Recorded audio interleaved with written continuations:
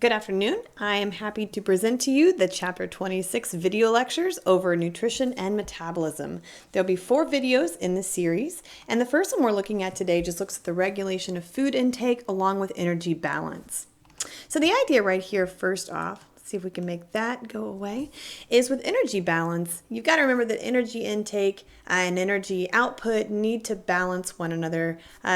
And this is important anytime you're talking about making sure you have an abundance of nutrients for what's carried out, but it's also important when you talk about weight balance, right? So the idea here is energy intake is the energy released during the digestion of food. It's what you're bringing in, whereas energy output can include a number of things such as stored energy, energy you're using to make ATP, or even energy that you use that you lose in the form of heat. So the idea here is this is how most energy is released, and a lot of that is coming through metabolic reactions, and that's an unusable form of energy in itself. But you can actually quantify that.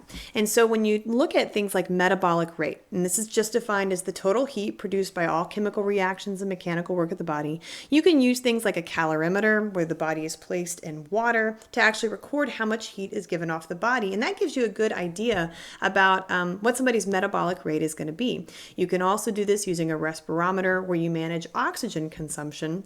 And this is important because anytime you are generating ATP, you're going to have to bring in oxygen for each ATP molecule that you make. The higher your metabolic rate, the more oxygen consumption you should see. In terms of metabolic rate, sometimes you'll see BMR or basal metabolic rate, and this is obtained during what we call the post-absorptive or the fasting state after you've several hours after you've eaten a meal, whereas the total metabolic rate itself is going to be how many kilocalories need to be consumed in order to fuel all ongoing activities. Now, in terms of metabolism and calories, when we talk about nutrients here, we tend to give them a measurable and quantifiable element that shows their capacity to carry out physiologic work. And that's where the calorie comes from. A true single calorie is the amount of heat that will raise 1 gram of water by 1 degree Celsius. But when you see 1 calorie with a capital C written somewhere, this is actually a kilocalorie or 1,000 calories. So when we're talking about heat and metabolism, it's important to tie in how your body regulates body temperature. So the idea here is that enzyme function for all these processes we've talked about through AMP is very associated with body temperature itself.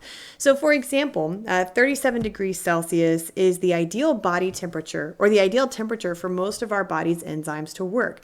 37 degrees Celsius is the same thing as 96.8 degrees Fahrenheit. When a situation brings about hypothermia with extremely low body temperature, usually metabolic rate and all your enzymes become too slow to maintain necessary processes of life. Whereas on the other end, hyperthermia with extremely high body temperature can disrupt metabolic processes. It can even denature some of the enzymes that are trying to fuel metabolism itself. And so we look at thermoregulation, and this is just the balance between heat production and loss, and we tend to monitor the core body temperature with the shell or the skin temperature. The shell tends to fluctuate the most while the core needs to stay pretty constant. Now, while heat exchange can happen in a number of ways, radiation, conduction, convection, evaporation, we are going to tend to look here at just heat loss in general. We're not going to consider how it's happening within those 4 different ways in these examples we look at.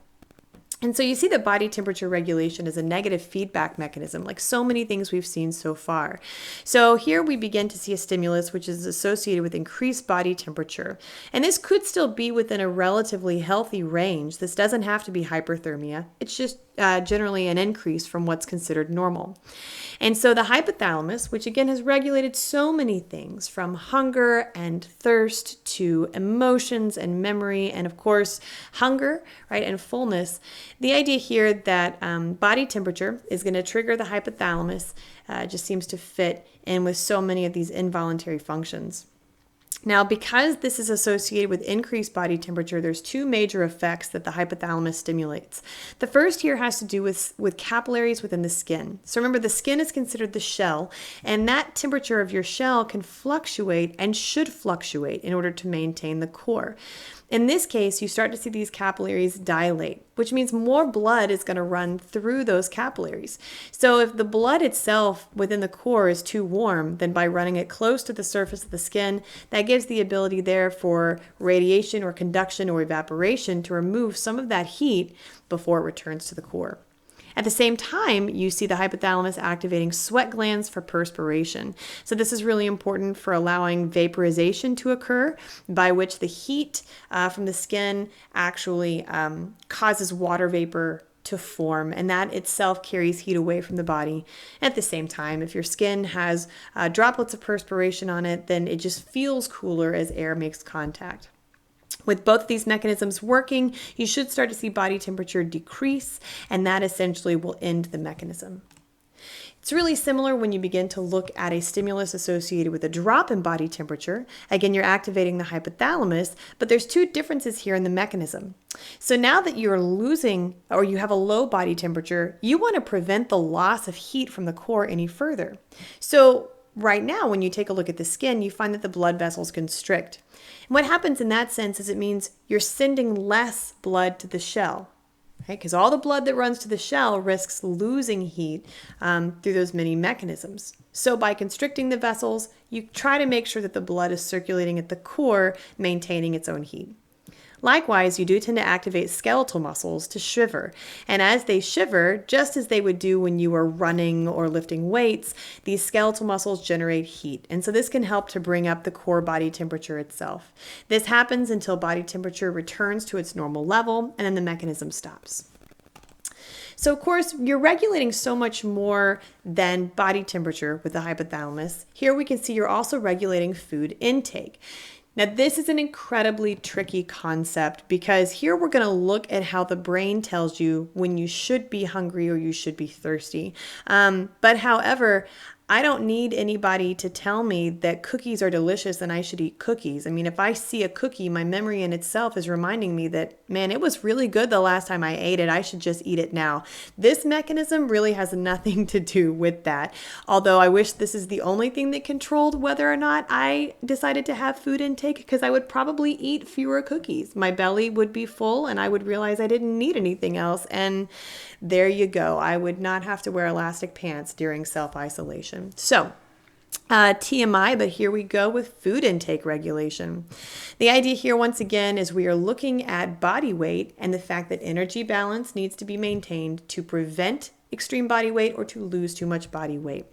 The hypothalamus, once again, releases two hormones primarily that are going to regulate hunger and satiety, and that's the neuropeptide Y and melanocortin.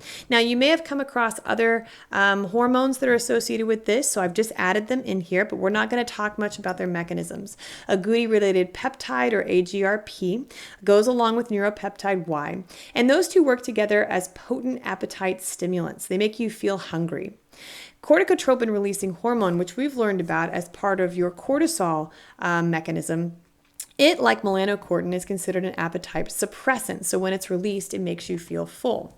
I'm going to switch to this graphic for a second because here they're showing you about what's happening in the hypothalamus. This is much larger than the hypothalamus should be, but there it is.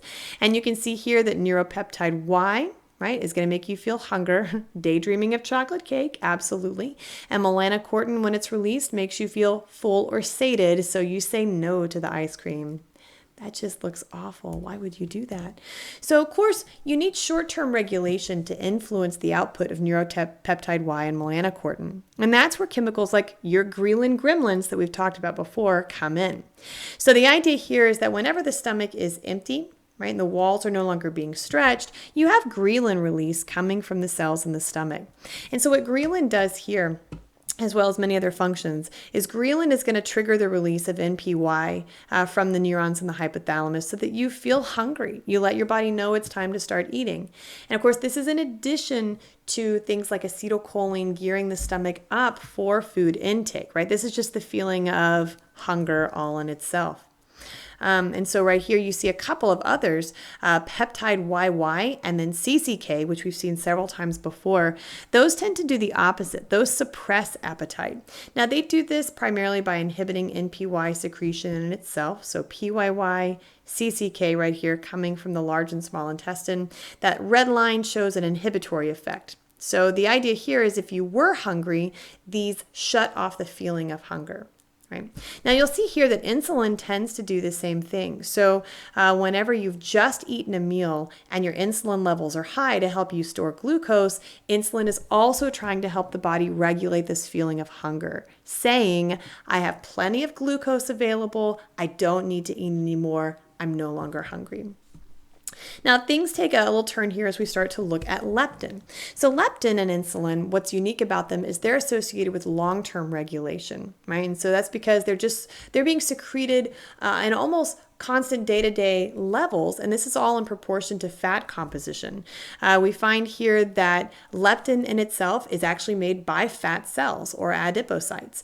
And while insulin is made by pancreatic B cells, what we find is essentially, as long as you don't have diabetes mellitus, but insulin in itself right here tends to function as an index of fat stores because it can promote fat synthesis and is influenced by the presence of nutrients in your bloodstream.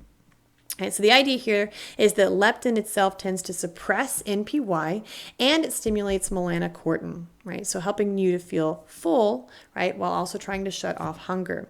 They think that obesity may be tied to an unresponsiveness to leptin secretion.